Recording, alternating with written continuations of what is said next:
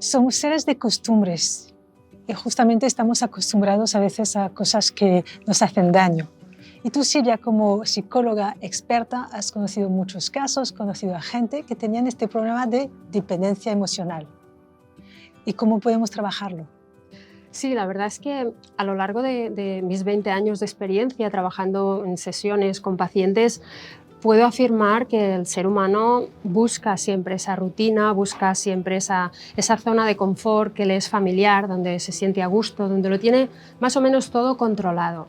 Cuando por cuestiones de la vida nos vemos obligados a salir de ahí, a enfrentarnos a un cambio, a tener que soltar, porque eso nos incomoda, nos resistimos, tendemos a negar esa realidad de que allí no estamos bien, incluso llegando al punto de preferir estar mal con esas costumbres, con esa situación, con eso que nos rodea, antes que tener la posibilidad de mejorar esa situación. Entonces, ¿cuál es la actitud para justamente hacer este cambio o decidir hacer este cambio? ¿Hay una actitud en la vida, es el día a día, es un momento concreto? Mira, yo creo que todo lo que hacemos en la vida siempre es para obtener placer o para evitar sufrir. Entonces, cuando tú te das cuenta de esto, te das cuenta de que das ese paso para salir de esa zona aparentemente de comodidad cuando sientes que ya no puedes sufrir más. Mientras tú pienses que dando ese paso hacia afuera, enfrentándote a ese cambio, vas a pasar lo peor de lo que estás pasándolo ahora, no vas a hacer ningún cambio, tanto a nivel de actitudes, costumbres, como de personas, situaciones, trabajos, el área que sea en nuestra vida. Entonces es muy importante que la persona sea capaz de llevarse a sí misma ese punto de reflexión en el que se dé cuenta de que peor no puede estar. Lo que pasa es que como normalizamos esas situaciones, al final nos acabamos acostumbrando y nos da la sensación que no estamos tan mal como realmente estamos. Entonces, por eso nos da miedo y pensamos que saliendo de ahí estaremos peor, pero hay que tomar conciencia de cuál es la verdadera situación. Entonces, salir de nuestra zona de confort. Y también el problema es el miedo al sufrimiento. Exacto. ¿Y esto se puede superar? Claro, el miedo al sufrimiento normalmente viene ligado, hemos visto que viene ligado por una baja autoestima o por unas creencias demasiado negativas sobre nosotros mismos, esa sensación de no ser capaz, de no tener lo que se necesita para hacer frente a ese cambio. Claro, a veces depende de qué cambios, también evidentemente tenemos que ser realistas, tendremos que aprender nuevas herramientas, tendremos que formarnos con determinados conocimientos, porque si no es como lanzarse al vacío y eso tampoco es coherente, ni maduro, ni racional.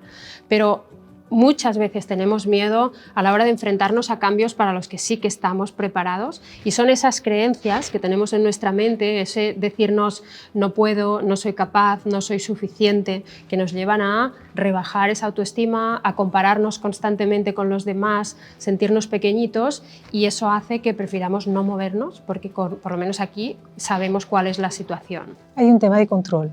Mientras controlamos la situación, aunque no sea una situación beneficiosa, estamos más cómodos. Salir de ahí ya no controlamos, hay el miedo y nos enfrentamos a lo desconocido, la incertidumbre. Y ahí es cuando no tomamos siempre la decisión de salir de este círculo. Aunque fíjate que depende de cómo se mire, es un falso control, porque a ti te da la sensación que controlas, pero realmente estás controlado por la propia situación, que además no te beneficia ni te satisface realmente, porque estás mal.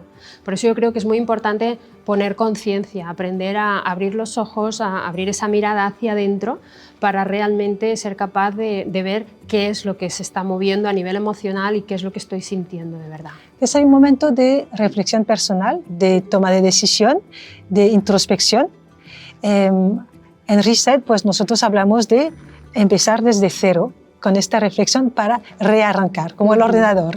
Lo reseteamos, rearrancamos de manera positiva y beneficiosa. Pues es hay que hacer este trabajo. Pero ¿cómo detectamos una situación tóxica, una relación tóxica? Es que a veces no nos damos cuenta.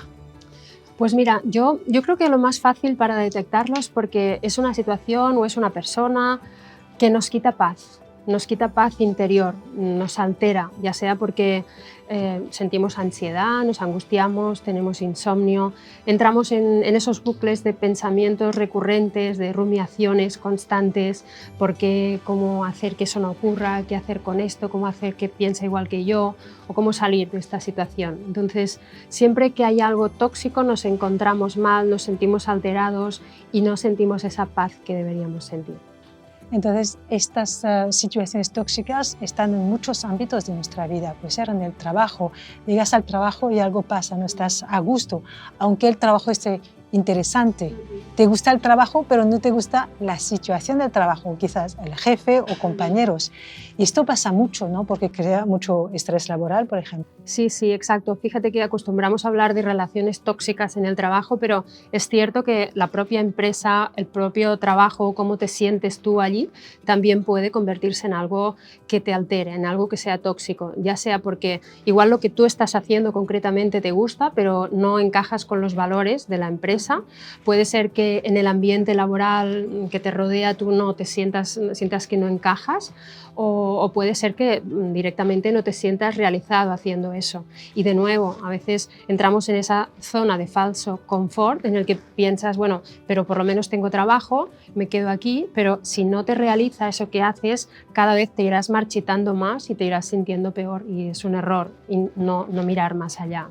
Sí, a mí me parece muy interesante lo que dices de realizarse, tener un propósito. Si la empresa tiene un propósito que no es el tuyo y no estás alineado con los valores de la empresa, es muy difícil realizarse y sentirse a gusto en el trabajo, en el tema que tratas cada día, y son muchas horas. Exacto. Entonces, si la persona que está a tu lado, pues pensáis de maneras distintas, también te puedes infravalorar porque justamente tus ideas no están valoradas correctamente en este entorno. Claro, es que fíjate que para que una relación fluya y funcione, una relación del tipo que sea laboral o una relación tuya con el propio trabajo o donde sea, tiene que haber una coherencia, tienen que estar estos valores alineados, tienes que sentir que pensáis igual en lo importante, ¿no? Y eso también te puede pasar con el propio trabajo.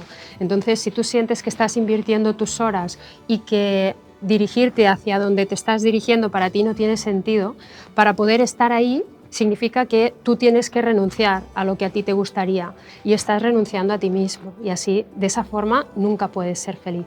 Claro. A mí me gusta la idea cuando dices que no nos da paz. Entonces, si vas a ver a alguien, si haces algo y no te sientes bien, algo va mal. Y como el cuerpo es muy sabio, empiezas a tener como un nudo en el estómago, no te sientes a gusto, tienes el sudor, algo está pasando. Y hay muchas personas que no se dan cuenta y van, y cada día es como la misma costumbre. Sí. Tengo el hábito, voy y así es la vida.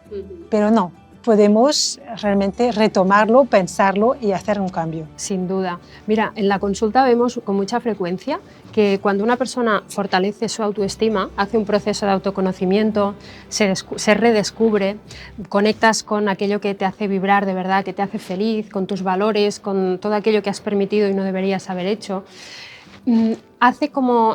se da cuenta con más claridad de esas personas con las que les ocurre exactamente esto que estás describiendo, que cuando te juntas con ellas, que pueden ser amistades, por ejemplo, y no te acaban de aportar lo que tú esperas o no te hacen bien. Entonces llega un momento en el que uno se pregunta, ¿por qué estoy quedando con esa persona? ¿Por qué sigo juntándome con esa persona? Porque es que me siento peor después de quedar con ella.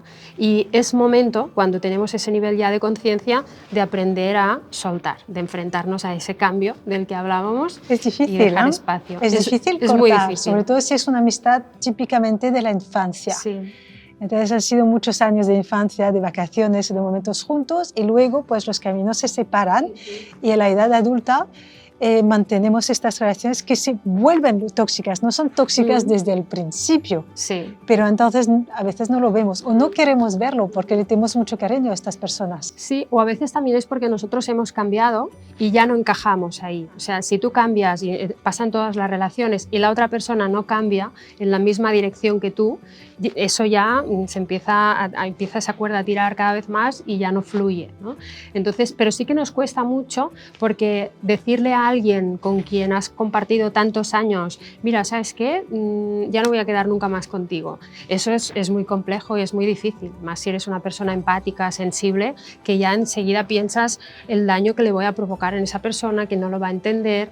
Pero yo creo que al final lo mejor es ser honesto con uno mismo, ¿no? Decidir cortar una relación no es hacerle daño a otra persona, es ser sincero contigo y con esa otra persona. Y si esa persona lo entiende o no, es su historia. Y si a esa persona eso le hace sufrir o no, es su historia y tendrá que buscar cómo sanar esas heridas. Pero esto no es posible con la familia, porque también podemos tener relaciones tóxicas con nuestra familia, hasta con nuestras propias madres que te siguen criticando, comparando o criticando cómo, no sé, educas a tu familia, a tus niños y cómo lo haces esta relación tóxica, arreglar una relación tóxica con tu propia familia. Claro, es más complicado cuando es la familia, cuando es una pareja, un amigo, dices, mira, corto la relación y ya está, no te veo más, pero cuando es la familia no siempre uno tiene claro que quiere hacer contacto cero o que quiere cortar. Yo creo que aquí lo importante primero es, como siempre, tomar conciencia de que esa relación es tóxica. Veo muchas personas que ya de adultas siguen buscando el reconocimiento y la aprobación, por ejemplo, de una madre que es maltratadora o muy desaprobadora. Veo muchas personas que siguen buscando ese cariño, que te alaben, que te abracen, cuando no lo han hecho nunca. Entonces, ser consciente de que esa persona no es así, que ya sea porque está dañada, porque tiene algún problema de personalidad o por lo que sea, pero que eso no forma parte de su manera de ser y que no lo va a hacer nunca. Es decir, en segundo lugar primero es ser consciente y después entender que esa persona no va a cambiar y que no es tu tarea hacer que cambie. Entonces ahí es cuando tú te tienes que plantear si eres capaz de aceptarla como es, entendiendo esa distancia y dejando de esperar que sea distinto y entendiendo que es algo que no va contigo. ¿No intentarías hacer un intercambio para que la otra persona, que la quieres mucho porque Sí. es tu familia, que intenta entender que su actitud o su discurso o su tono para intentar cambiar algo? Claro, me encanta esta pregunta porque esto todo el mundo ya lo ha hecho. Es decir, cualquier persona que tenga una relación tóxica con un familiar, siempre cuando viene o cuando consulta ya ha intentado esto, porque nos sale de manera innata, pero no lo ves que me haces daño, pero así de esta forma me alejas, no tienes que tratarme así. O sea, esto de forma automática uno ya lo intenta. Lo que pasa es que si ese padre, por ejemplo, o esa madre tiene conciencia suficiente, al decírselo, lo ve y dice, wow, es verdad, tengo que hacer algo y pide ayuda, busca herramientas. Pero cuando tú ya lo has intentado y la relación sigue igual es porque esa persona no tiene el nivel de conciencia suficiente como para abrirse a ese cambio. Sí, ya ves, cuando los padres son muy mayores, pues son muchos años Claro. de esta actitud. También pasa a veces que uno ha hecho un proceso terapéutico y cuando se da cuenta de la influencia que ha tenido esa forma de tratarle de su padre o su madre, luego van a casa, ¿no? Y por tu culpa yo ahora tengo estas heridas o tengo estos problemas. Claro, esto no debe hacerse nunca. Tenemos que entender que esos padres también han sido hijos de unos padres determinados y que son el resultado de aquello que han vivido, ¿no? Por eso yo creo que es mejor tratar de entender y aceptar y, si es necesario, distanciarse un poco. Y en el mundo más espiritual, pues trabajamos mucho con la compasión. Entonces, la compasión es aceptar que la otra persona es así, amarle tal y como es, y quizás es la relación, vamos a decir, física, pues quizás no la ves tanto, las llamadas son distintas, y amoldarse, adaptarse a cómo es la otra persona. Exacto. Para seguir amarla, pero de manera más compasiva. Exacto. Y con menos, quizás, enfrentamiento. Sí, yo creo que la compasión es uno de los valores más importantes que existen para los seres humanos y los que más tendríamos también que intentar reforzar la compasión hacia los demás y también la autocompasión hacia nosotros mismos, que muchas veces es la que nos falta. Y veo con estos últimos años las redes sociales han crecido tanto que no hay tanta autocompasión, estamos mirando hacia los demás, Sí. estamos cotillando muchos perfiles, miles de perfiles y nos trasladamos nuestra imagen hacia terceros que ni conocemos o creamos amigos. Tenemos miles de amigos en redes sociales que no conocemos y entonces aquí perdemos y es una relación tóxica, no con estas personas, yo diría, pero con las redes sociales o con este medio, ¿no? Sí, y que afecta Sobre todo a los adolescentes estamos viendo, porque muchas veces incluso conectan con problemas de autoestima debido a eso, porque idealizas a esa persona que sale ahí con una vida llena de lujos, todo le va de maravilla, tiene la pareja perfecta, el cuerpo perfecto lleno de filtros. Entonces, claro, tú dices, ¿cómo voy a subir yo esa foto? Estoy fatal, y tienen muchos conflictos. Entonces creo que es importante también visibilizar lo que está ocurriendo en este sentido y que aprendamos a utilizar, a ver, las herramientas, las redes sociales son una herramienta maravillosa que nos acerca y nos permite las utilizamos estar ambas mucho más para en contacto. para Exacto, comunicar. exacto. Esto nos sirve, pero es verdad que cuando nos identificamos a otros y queremos ser otros, de alguna manera nos falta autoestima o autoconocimiento de lo que somos, de nuestras propias cualidades. Totalmente. Si ponemos la mirada demasiado hacia afuera, hacia esa admiración, hacia otras personas que ni siquiera son eso que están mostrando, no podemos perder ese punto de vista, nos estamos desatendiendo de alguna forma a nosotros mismos y no estamos siendo realmente honestos, no nos estamos cuidando y nos dejamos a un lado. Y eso siempre al final acaba teniendo consecuencias negativas. Es muy importante ser conscientes de esto. ¿Y de qué depende nuestra autoestima? Nuestra autoestima depende de, o sea, es ese cómo me valoro yo a mí mismo, ese valor que yo me doy a mí mismo. Si siento que soy una persona valiosa, normalmente es porque a mí me han demostrado o me han transmitido o me han hecho ver que yo soy una persona valiosa, principalmente en el escenario del hogar, con nuestros padres, a través de ellos y de su mirada, de sus comentarios, de cómo se han relacionado con nosotros.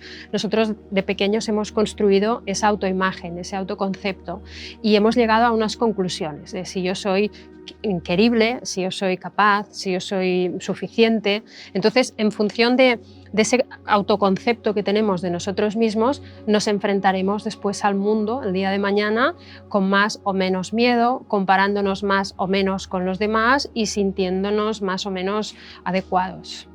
Al final está condicionado por la infancia, pero de adulto podemos mejorarlo, podemos trabajarlo. ¿Y esto cómo lo hacemos? Sí, la autoestima se crea principalmente en la infancia y a veces también en la adolescencia, pero es algo que oscila y sube, baja en función de las experiencias que vivimos, de ciertas etapas que atravesamos. Entonces es muy importante tener claro que aunque yo sienta que tengo una mala autoestima porque he tenido una historia X o unas vivencias determinadas, nunca es tarde para hacer ese proceso y siempre podemos mejorarla.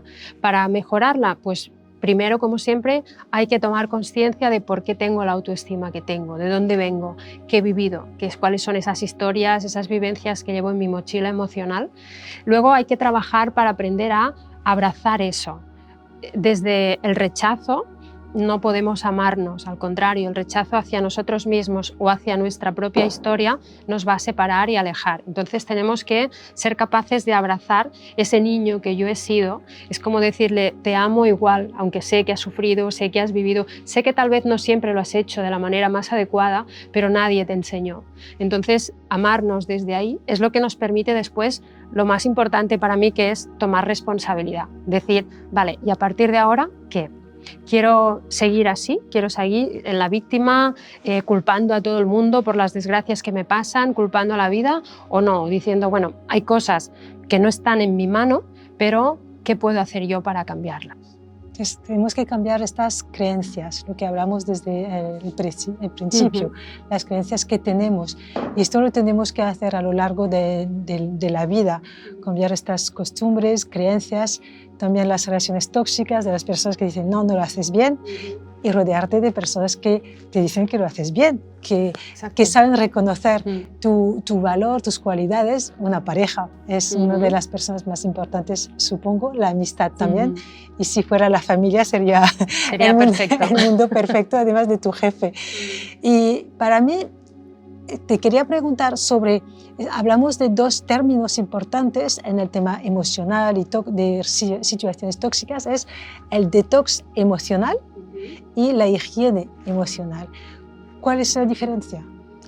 Bueno, vinculado con las relaciones, yo te diría, por ejemplo, que el detox emocional podría ser cuando tú te das cuenta que tienes que cortar de forma radical con alguien, el famoso contacto cero. Yo hablo mucho de él cuando alguien realmente ya no te aporta nada, ya no le suma a tu vida y te hace más daño que otra cosa. Entonces ahí debemos ser capaces de decir hasta aquí. Nos cuesta rendirnos, pero a veces rendirte es la mayor victoria, esto está claro. Y la higiene emocional sería más ese ir haciendo esa dosis de autorreflexión, ¿no? De ir analizando, por ejemplo, cuando acaba el día, cómo ha sido este día, cómo lo he vivido, cómo me he sentido con las personas que me he relacionado. Siento que hay algo que tendría que haber gestionado de otra forma y así, de esa forma, con ese proceso autorreflexivo, iremos mejorando, iremos tomando conciencia de cómo funcionamos y de qué es aquello que tenemos que cambiar, tal vez. Entonces, en el día a día nos podemos premiar de las cosas que hacemos bien.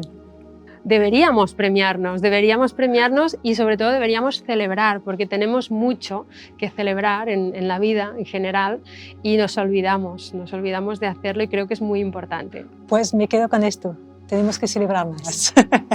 Muchas gracias, Silvia. Gracias, un placer.